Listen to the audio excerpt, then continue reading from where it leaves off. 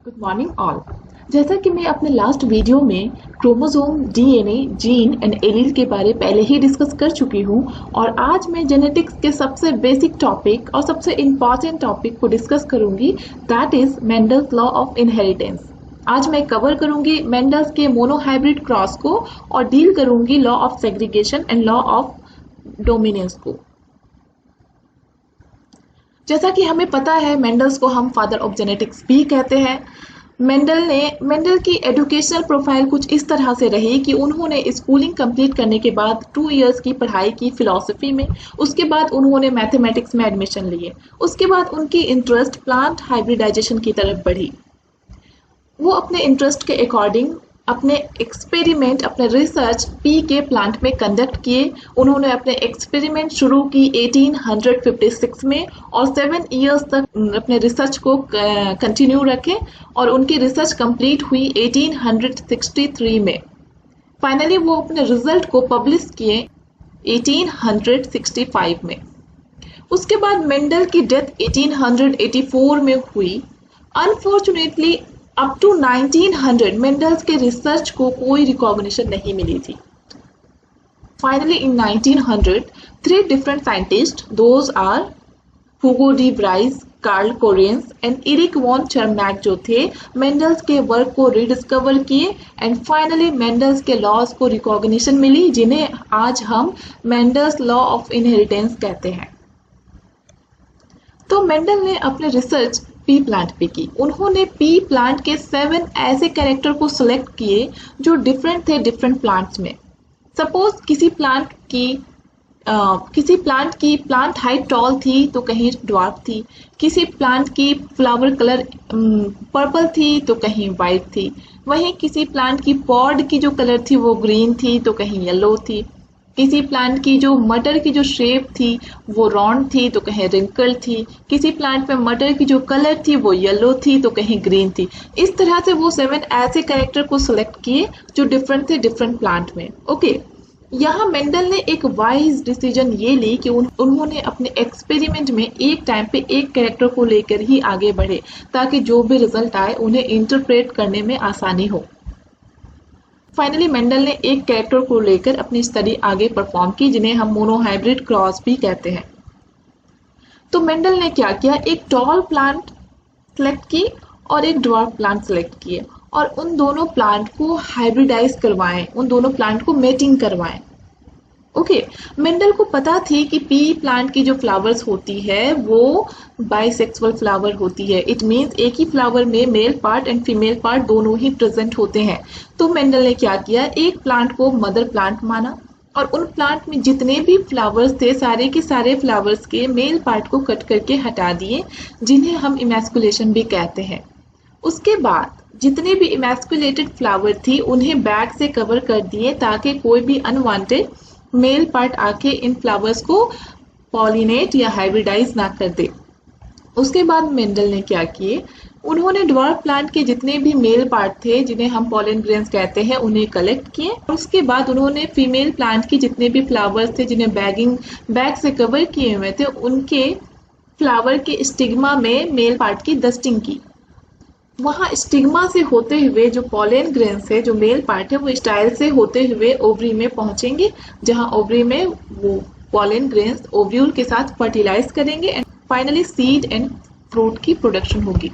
उस तरह से मेंडल ने डस्टिंग करने के बाद फ्लावर को फिर से बैग से कवर कर दिए ताकि ड्यूरिंग फर्टिलाइजेशन कोई दूसरे अनवांटेड पॉलन ग्रेन्स आके इन्हें कॉन्टामिनेट ना कर दे। उसके बाद उन फर्टिलाइजेशन के बाद उस प्लांट में मटर प्रोड्यूस हुई। उन मटर्स को कलेक्ट किए और उन्हें फील्ड में जर्मिनेट करवा के उनसे प्लांट रेज की, जिन्हें हम F1 जनरेशन ऑफ प्लांट भी कहते हैं। तो मेंडल ने जब F1 जनरेशन के प्लांट को देखी तो उन्होंने देखा कि सारे के सारे प्लांट टॉल थे। इस रिजल्ट को देख के मेंडल कंफ्यूज हो गए क्योंकि मेंडल एक्सपेक्ट कर रहे थे कि जहां एक पेरेंट टॉल है और दूसरी पेरेंट ड्वार्फ है और दोनों पेरेंट को अगर क्रॉस करवाएं, मेटिंग करवाएं, या उनके जो बच्चे होंगे या तो सारे के सारे इंटरमीडिएट हाइट के होने चाहिए या फिर कुछ प्लांट टॉल होने चाहिए और कुछ प्लांट ड्वार्फ होने चाहिए। लेकिन F1 जनरेशन में जब वो सारे के सारे प्लांट टॉल देखे तो वो कंफ्यूज हो गए। उसके बाद उन्होंने क्या किया, F1 जनरेशन के जितने भी प्लांट थे उन्हें सेल्फ पॉलिनेट करवाई, उन्हें सेल्फ हाइब्रिडाइज करवाई, और उसके बाद उनसे जो भी मटर प्रोड्यूस हुए, पीस प्रोड्यूस हुए, उन्हें फिर से फील्ड में ग्रो करवाएं और उनसे F2 जनरेशन रेस की। तो F2 जनरेशन में उन्होंने क्या देखा कि कुछ प्लांट थे जो टॉल थे और कुछ प्लांट थे जो ड्वार्फ थे।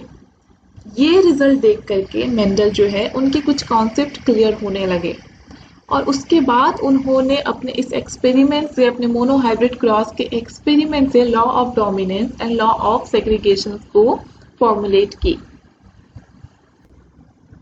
आइए मेंडल्स के law of dominance and law of segregation को समझने की कोशिश करते हैं।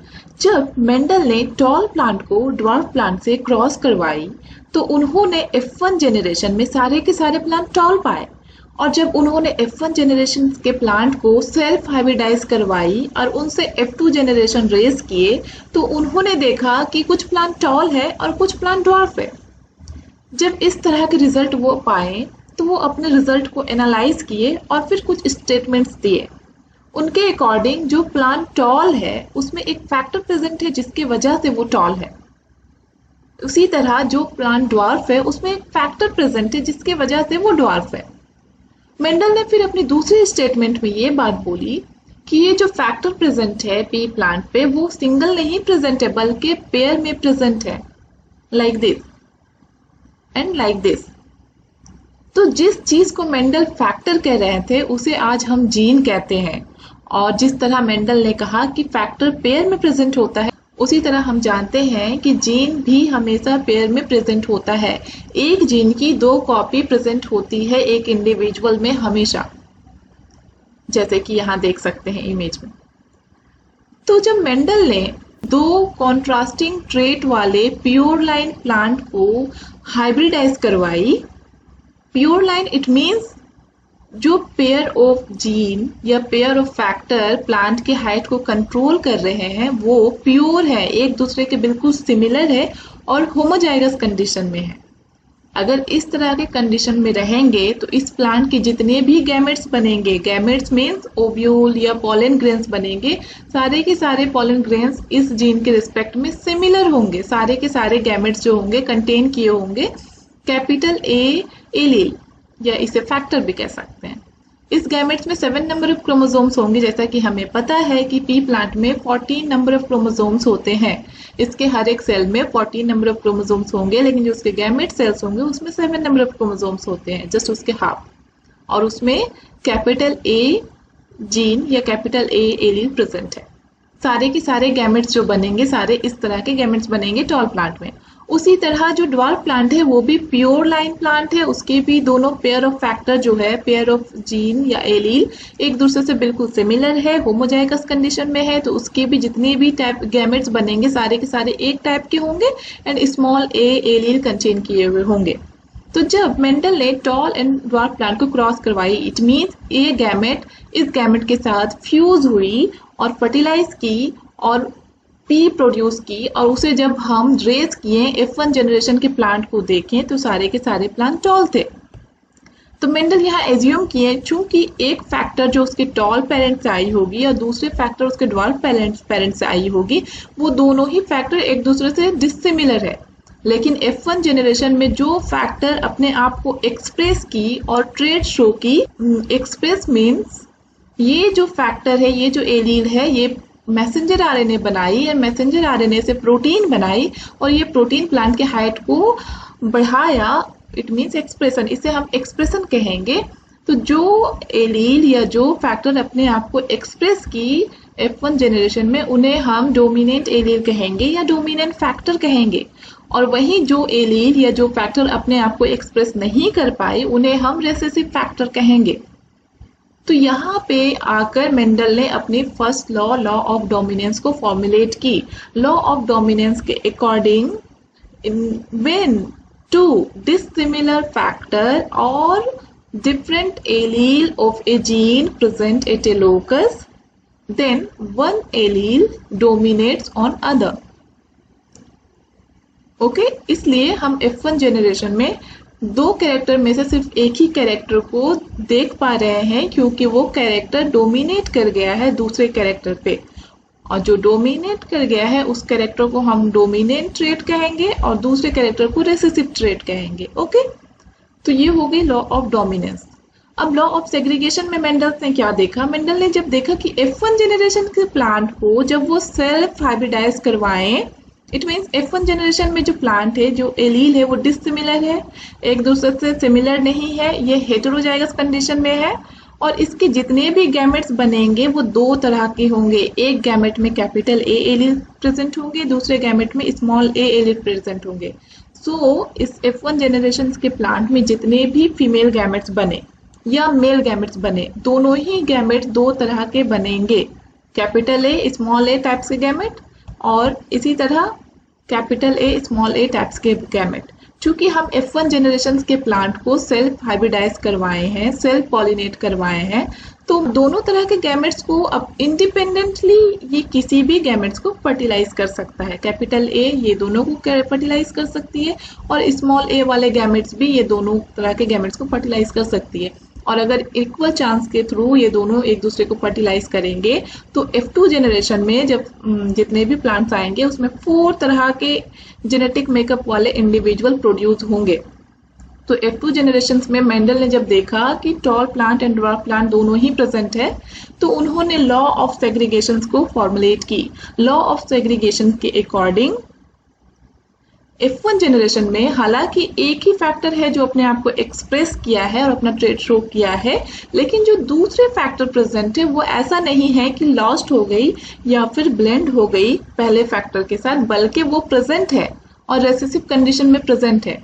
और जब इस प्लांट की गैमेट की फॉर्मेशन हुई, इट मीन्स इसके जब ओव्यूल बने या फिर पॉलन ग्रेन्स बने, तो ये जो पेयर ऑफ फैक्टर है या pair of allele of A gene जो है, ये जरूर ही एक दूसरे से सेग्रीगेट हुए होंगे, सेपरेट हुए होंगे और अलग गैमेट बनाए होंगे।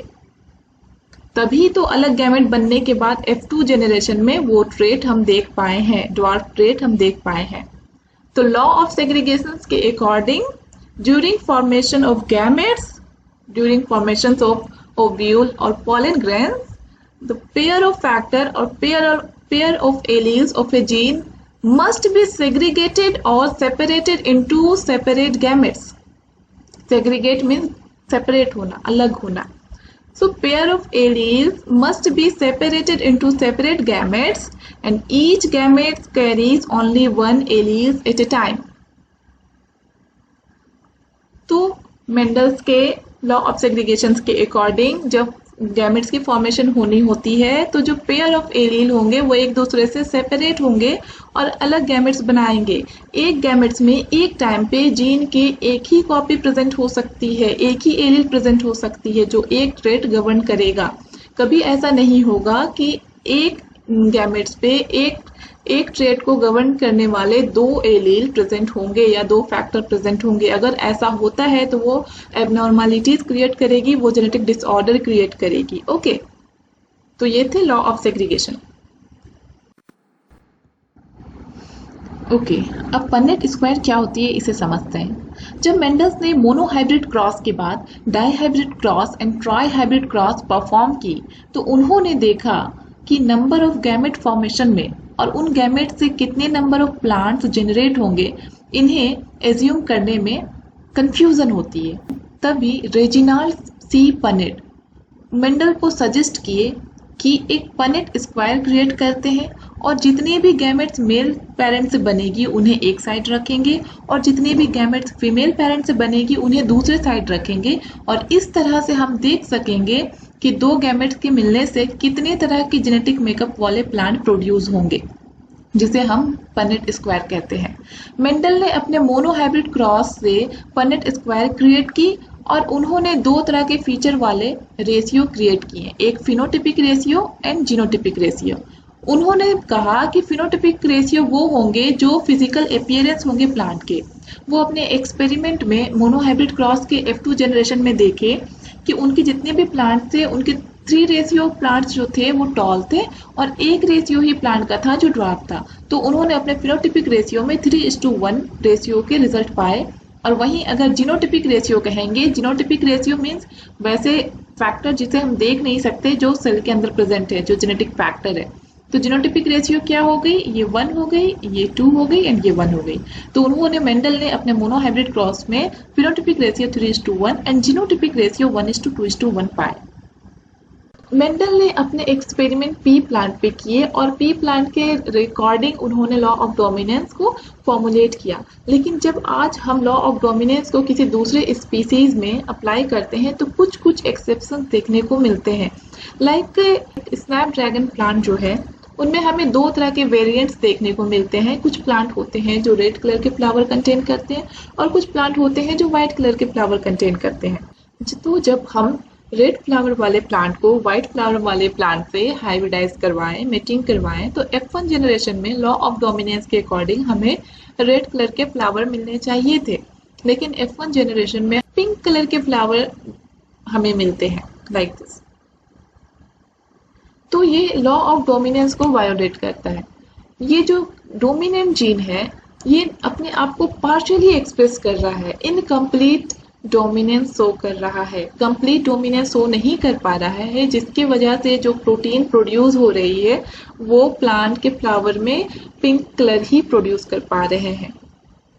और जब F1 जनरेशन के प्लांट को वो सेल्फ हाइब्रिडाइजेशन करवाई और उनसे F2 जनरेशन जब हम रेस करते हैं तो इनमें हम देखते हैं कि 3 डिफरेंट टाइप के कलर वाले फ्लावर्स प्रोड्यूस होते हैं। एक होते हैं जो रेड होते हैं, दूसरे होते हैं जो व्हाइट होते हैं और 2 होते हैं जो पिंक कलर के होते हैं।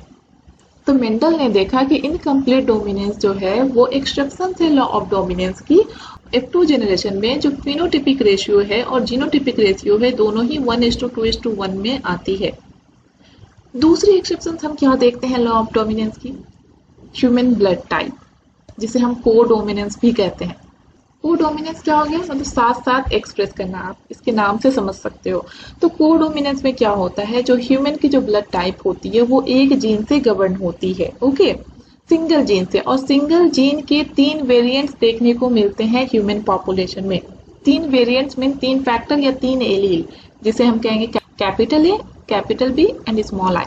जब ये 3 तरह के एलील्स में से कोई भी 2 कॉम्बिनेशन ऑफ एलील हम ह्यूमन बॉडी में प्रेजेंट होती है और हमारे ब्लड टाइप उस तरह के होते हैं। जैसे कि कैपिटल ए 2 सिमिलर हो एलील अगर प्रेजेंट होगी वो इंडिविजुअल की ब्लड टाइप ए होगी, ए ग्रुप की होगी। उसी तरह अगर capital A and small I present होगी किसी इंडिविजुअल में तो उसकी ब्लड टाइप भी ए ही होगी। उसी तरह capital B and capital B allele अगर किसी इंडिविजुअल में प्रेजेंट है तो उसके ब्लड ग्रुप बी होंगे। और उसी तरह capital B and small i allele अगर किसी इंडिविजुअल में प्रेजेंट है तो उसके भी ब्लड टाइप बी ही होंगे। तो ये लॉ ऑफ डोमिनेंस को फुलफिल कर रहा है, ये भी लॉ ऑफ डोमिनेंस को फुलफिल कर रहा है। लेकिन अगर कोई individual capital A and capital B 2 dissimilar allele एक लोकस में कंटेन किए हुए हैं, ये दोनों ही एक्सप्रेस होते हैं एंड दोनों ही तरह के जो एक्सप्रेस करके एंटीजन बनाते हैं और वो उस इंडिविजुअल के आरबीसी में पाए जाते हैं। ब्लड ग्रुप ए वाले इंडिविजुअल जो होते हैं वो ए टाइप के एंटीजन प्रोड्यूस करते हैं जो उसके ब्लड सेल्स के आरबीसी में प्रेजेंट होते हैं। उसी तरह ब्लड ग्रुप बी वाले जो होते हैं वो बी तरह के एंटीजन बनाते हैं जो उसके ब्लड सेल्स के सरफेस में प्रेजेंट होते हैं। और जो ए बी टाइप के जो ब्लड ग्रुप होते हैं उसमें ए और बी दोनों तरह के एंटीजन होते हैं और उसके आरबीसी सेल्स के सरफेस में प्रेजेंट होते हैं। यहाँ हम देख सकते हैं कि ना ही एलील ए एलील बी पे डोमिनेट किया और ना ही एलील बी एलील ए पे डोमिनेट किया, बल्कि दोनों ही आपस में साथ साथ एक्सप्रेस हो रहे हैं, को डोमिनेंस हो कर रहा है, दोनों ही प्रोटीन प्रोड्यूस कर रहे हैं। तो ये भी एक्सेप्शन है लॉ ऑफ डोमिनेंस के, क्योंकि लॉ ऑफ डोमिनेंस के अकॉर्डिंग या तो ये एक्सप्रेस करते, एक को रिसेसिव बना देते, या तो ये एक्सप्रेस करते और दूसरे को रिसेसिव बनाते, लेकिन इस तरह से ये नहीं हुआ। तो को डोमिनेंस भी लॉ ऑफ डोमिनेंस के एक्सेप्शन है। अब देखते हैं क्या लॉ ऑफ सेग्रीगेशन की कुछ एक्सेप्शन है। तो लॉ ऑफ सेग्रीगेशन एक ऐसी लॉ है मेंडल की जिसकी कोई एक्सेप्शंस नहीं है। आप अगर किसी ब्लॉक में पढ़ते हैं कि नॉन डिस्जंक्शन जो है लॉ ऑफ सेग्रीगेशन के एक्सेप्शंस है तो ये गलत है, क्योंकि नॉन डिस्जंक्शन एक ऐसी फिनोमेना होती है जहां एक डिप्लॉइड सेल से 2 हैप्लॉइड सेल्स जब बनते हैं तो होमोलोगस पेयर ऑफ क्रोमोसोम जो है वो सेपरेट होकर के हैप्लॉइड सेल्स में जाते हैं।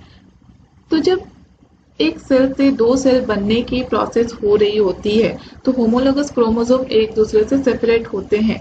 यहाँ पे अगर सेपरेशन सही से नहीं हुई तो किसी एक सेल में क्रोमोसोम ज्यादा चली गई और दूसरे सेल में क्रोमोसोम कम चली गई, कम क्रोमोसोम गए तो ये जो है लॉ ऑफ सेग्रीगेशन को वायोलेट करता है।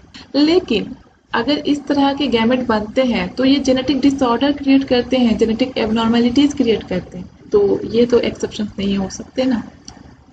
आज हम देखें मोनोहाइब्रिड क्रॉस को, आज हम पढ़े मोनोहाइब्रिड क्रॉस के law of dominance and law of segregation को डिस्कस किए, और इनके साथ साथ लॉ ऑफ डोमिनेंस के जो एक्सेप्शंस थे, इनकम्प्लीट डोमिनेंस एंड को डोमिनेंस, उन्हें भी देखे, और लॉ ऑफ सेग्रीगेशन जिनके कोई एक्सेप्शंस नहीं थे उन्हें भी डिस्कस किए। आज के लिए इतना ही। मैं आगे की वीडियो में मैं डाई हाइब्रिड क्रॉस को डिस्कस करूंगी। उसके बाद मेंडल्स के जो थर्ड लॉ है, लॉ ऑफ इंडिपेंडेंट असॉर्टमेंट, उन्हें डिस्कस करूंगी। Thank you.